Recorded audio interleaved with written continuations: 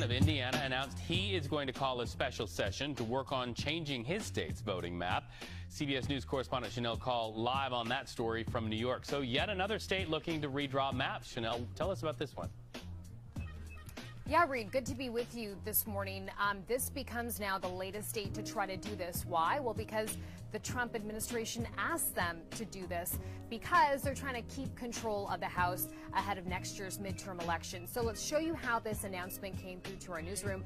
Want to bring up this social media post from Governor Mike Braun. It says, I am calling a special legislative session to protect Hoosiers from efforts in other states that seek to diminish their voice in Washington and ensure their representation in Congress is fair. I'm also asking the legislature to conform Indiana's tax code with new federal tax provisions to ensure stability and certainty for taxpayers and tax preparers for 2026 filings. Now, I do want to note that this comes, weeks after we've seen criticism about redistricting from not just Democrats, but also from Republicans, Reed.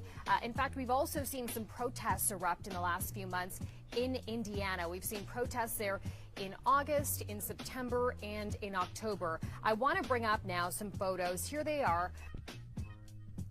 Just about a month ago in Indiana specifically. These fights, we know, Reed, have also spilled into some other states. You might remember what happened in Texas, where dozens of Texas lawmakers actually left the state, most of them going to Illinois, trying to escape a special session vote on redistricting there. They were successful in sort of kicking it down the can, but ultimately they did have to return. They did have to sit through that vote, and because they had have a minority, it did go through and it was approved. The same has happened in some other states. I want to show you a map of some other states across the country where we've already seen this happen. So not just Texas, but also North Carolina and Missouri approving these new voting maps ahead of next year's midterms. As for what happens in Indiana, Reed, we know that special session that is expected to happen sometime next week. And the reason we're keeping such a close eye on this and this matters so much is because the stakes are so high here. The Democrats really only need 3 House seats in order to get control. All right, folks, we are back here on WLTH 1370 AM. That's 92.7 in the FM dial. The region's choice, the people's voice. This is straight out of the cannon. I am Scott Cannon. Here on Halloween, All Hallows Eve. Okay, Halloween. October the 31st, 2025. The future's here. The future is now. And if you're here in the state of Indiana, our future might be a sort of redistricted, gerrymandered dictatorship of the, right for the near future of MAGA for the near future here. The Republican governor of Indiana, Mr. Mike Braun, has said that he is scheduling a special session to redraw the congressional boundaries after weeks of pressure to back President Donald Trump's bid to add more winnable seats with mid-cycle redistricting.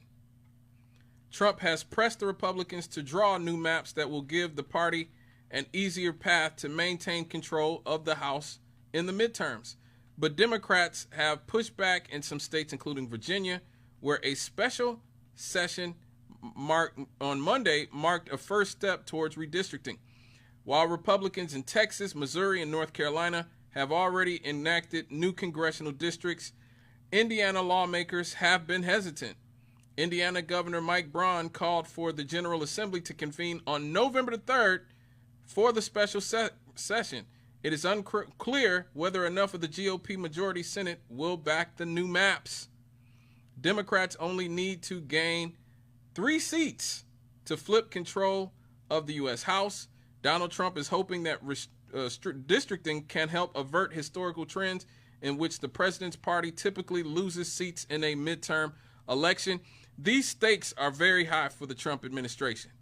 Let me just say this. We just talked about in the last segment about the sociopath Stephen Miller and the level of cruelty and criminality in the Trump administration. Remember, Congress, they are the ones who start investigations.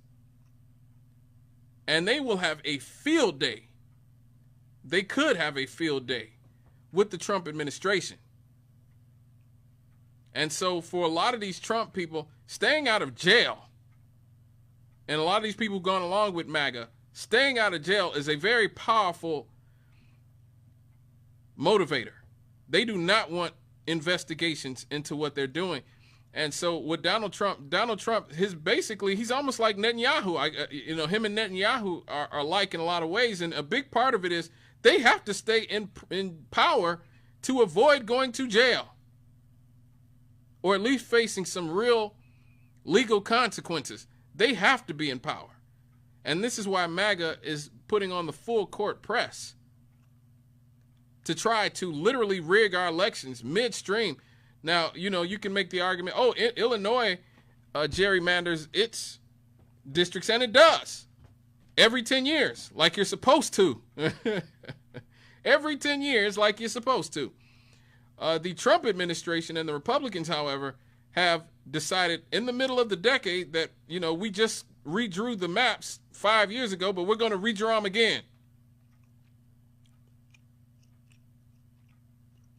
This is an existential threat for them. They know that what they're doing with ICE is illegal, highly illegal. They are breaking laws.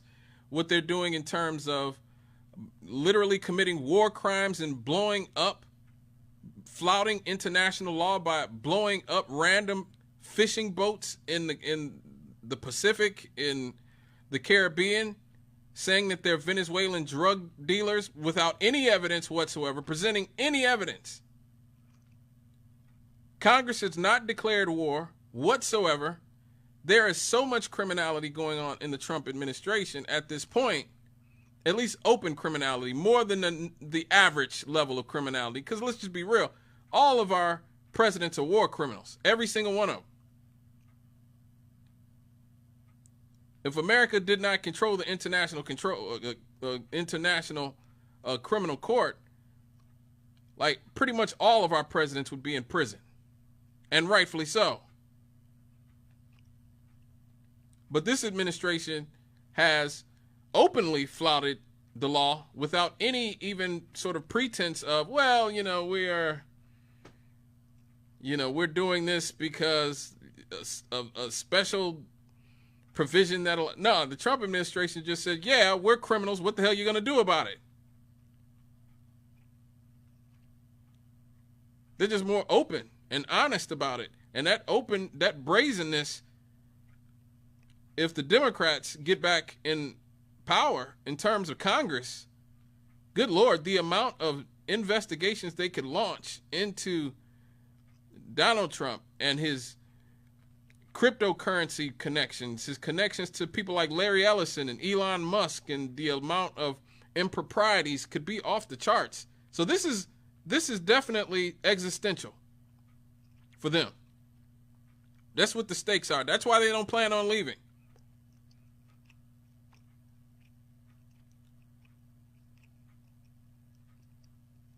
And so Vice President J.D. Vance and Donald Trump have met separately with Indiana Republicans, including Senate President Pro Temp Roderick Bray, in recent months to put pressure on them.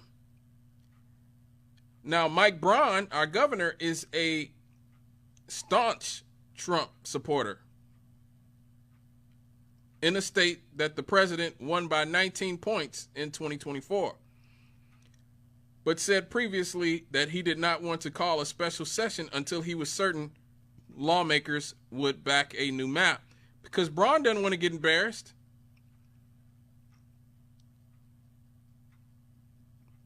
So what about if Braun goes along with this nonsense and then they don't get the votes and the Democrats take back the House? And again, these investigations start getting launched. Then what?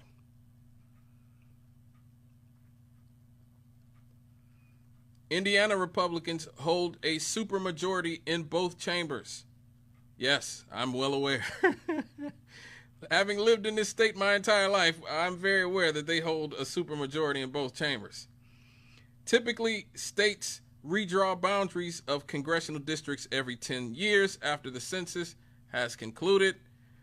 But, you know, again, MAGA does what it wants. The opponents are expected to challenge any new maps in courts.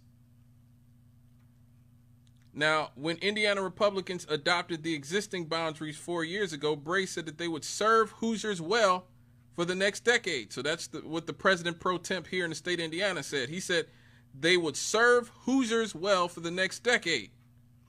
So completely ripping that up half a decade in to please Donald Trump so that Donald Trump and his friends won't go to jail or won't be sued into oblivion.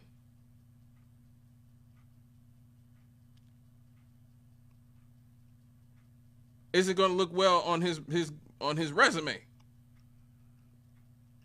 A Bray spokesperson said last week that the Indiana Senate lacked the votes to pass a new congressional map, and on Monday said that the votes are still lacking, casting doubt on whether a special session can achieve Braun's goals. With just 10 Democrats in a 10-member Senate, that means more than a dozen of the 40 Republicans opposed the idea. Some Republican state lawmakers have warned that mid-cycle redistricting can be costly and could backfire politically. Yes, it can. And it will. Again, Donald Trump's on his way out. I told you guys this when he got reelected. I said he's not going to live through this term. I just don't see it. I can't see him living for another 3 years or so. Just don't see it. Not doing this job.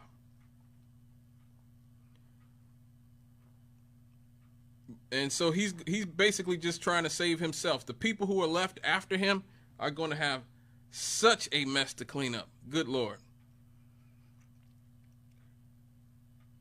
Republicans who vote against redistricting could be forced out of office if their colleagues back primary opponents as punishment.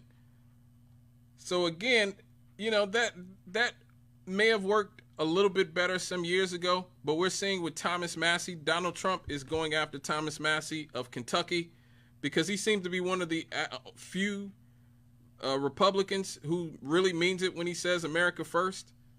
I've talked about Thomas Massie here on this channel recently. He was one of the main people, along with Marjorie Taylor Greene, demanding a release of the full Epstein files and demanding that the victims of Epstein and all of his friends be held accountable. So, you know, he's a Republican who Donald Trump has definitely gone after very much over the last few months, but he remains very popular in his state of Kentucky. Same thing with Rand Paul, who's been very critical of Donald Trump. Both of these guys seem to be pretty secure in their seats, in spite of the fact that Donald Trump regularly spews vitriol, and his subordinates spew vitriol at them. So the idea that of Donald Trump as this kingmaker who just has to say the name of somebody and they'll get elected, those days are over. We saw that in after the 2020 election when Brian Kemp refused to rig the Georgia election for Donald Trump, and he still won by a large margin in the state of Georgia. So again, there is some independent mind within the people who vote Republican. This is one of the criticisms I've had of the Democrats. Too many of y'all don't buck the party. Too many of y'all go along with a lot of the nonsense. At least there are some Republicans who are willing to go along and say Donald Trump is, you know, what he's doing is beyond reprehensible, or we can't support that, we can't do that. That is what we should be supporting. People like Thomas Massie, even though I don't agree with him politically on everything or on most things, I take that back. I don't agree with Thomas Massie on most things politically, being that he is a libertarian and I am a left-wing populist. But I can respect that he at least has the honor to stand up to Donald Trump when he is dead wrong.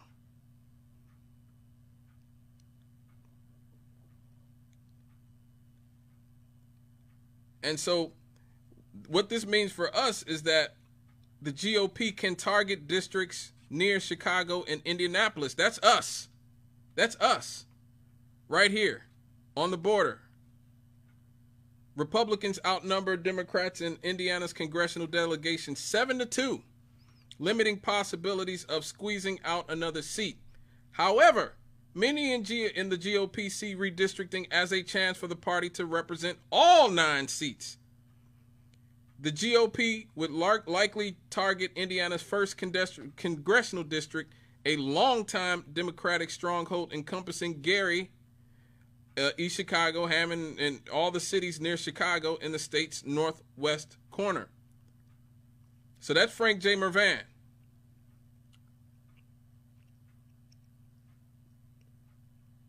Right there. That's Frank J. Mervan right there. I remember a few years ago when he ran against Jennifer Ruth Green, and she was in here. She was in the station. I actually got to meet her. Very nice lady. Very personable. I was very impressed with her personally. I don't hold her politics. Could never vote for somebody like that, but she's definitely somebody who came to win, and I could tell that. She's somebody who was definitely a threat. And I remember when the Rev was still here, me and him talked about very much how surprising it was that she got, I believe, 47% of the vote. Frank Mervan only won, I believe, by 6 points. 6-7 points. That is really surprising in this region.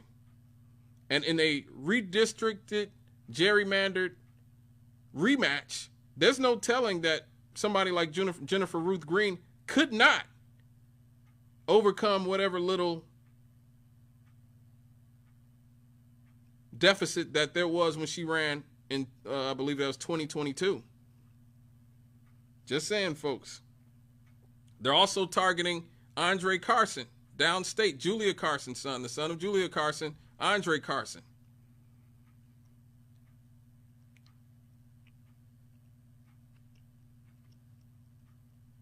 And so losing those 2 seats would be catastrophic for the Democrats here in the state of Indiana. Really would. It would pretty much dilute black voters' influence. But this isn't the only place this is happening. This is also, these fights are happening all over the country. In Virginia, the state is currently represented by 6 Democrats and 5 Republicans who ran in districts established by a court in 2021 after a bipartisan commission failed to agree on a map. So because Virginia's redistricting commission was created by a voter-approved constitutional amendment, voters must sign off on any changes to the redistricting process. A proposed constitutional amendment would have to pass the General Assembly in 2 separate sessions and then be placed on the statewide ballot. The Democrats are actually scrambling to hold the first legislative vote this year so that they can take a second vote after a new legislative session begins in January 14th. So this is the Democrats trying to offset what Trump is trying to do in places like here in Indiana. Also in California, the Democrats are hoping for gains. The voters are deciding in November whether to scrap districts drawn by an independent citizen commission in favor of ones drafted by the Democratic-led legislature that could help Democrats win up to 5 additional seats in next year's election, where the Democrats already hold 43 of the 52 seats. I've seen some polls saying that the Democrats are way ahead in this situation in California, like way ahead by 20 points or something like that.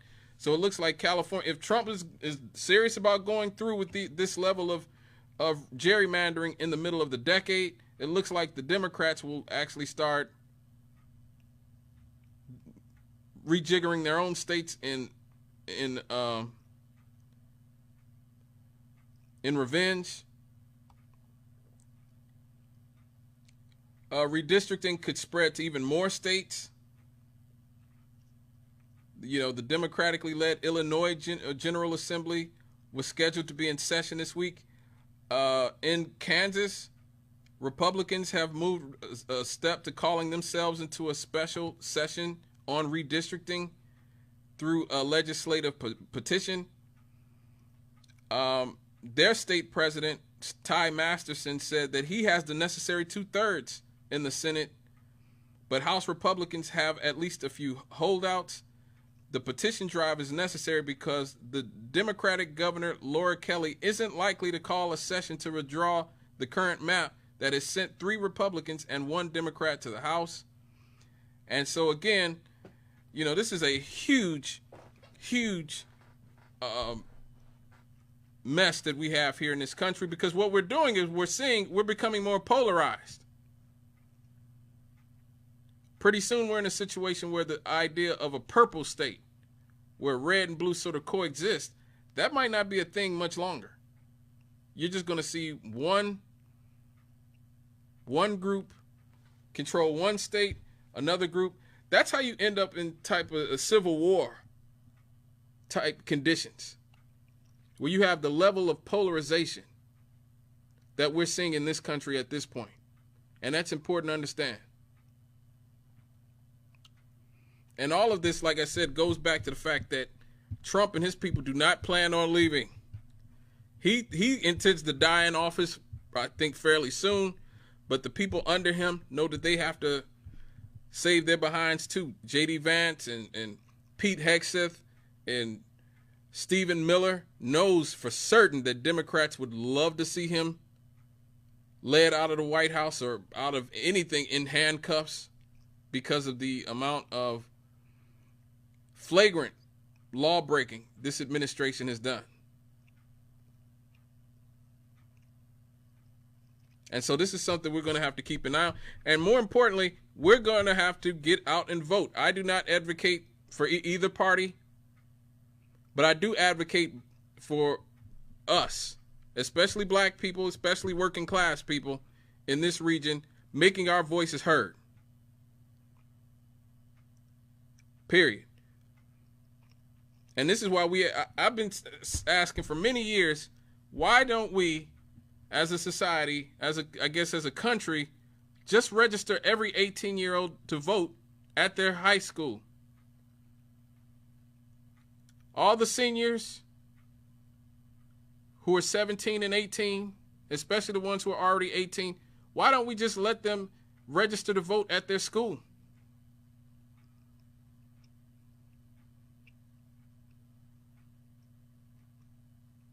Or just like everybody, every 18-year-old, at least every 18-year-old male is signed up for the selective service. I know I was. After I turned 18, I got a card in the mail saying that I was signed up for the selective service. Why don't we just do that with voting?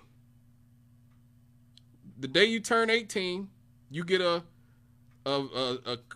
voucher where you can go and take it to some place and register to vote. Or you can take it to your school to vote and get registered. You know, especially in places like this where our voting rate is paltry, pathetic. We have to get serious about this type of stuff. We really do. I always tell people, you got to make sure you vote, even if you don't like who you're voting for. I mean, even if you don't want to vote for anybody in particular, they have a write-in section where you can write in who you want to vote for. But you have to make your voice heard. You have to at least let them know that your vote is gettable. That you are not apathetic. That you will come out, get off your behind, and vote.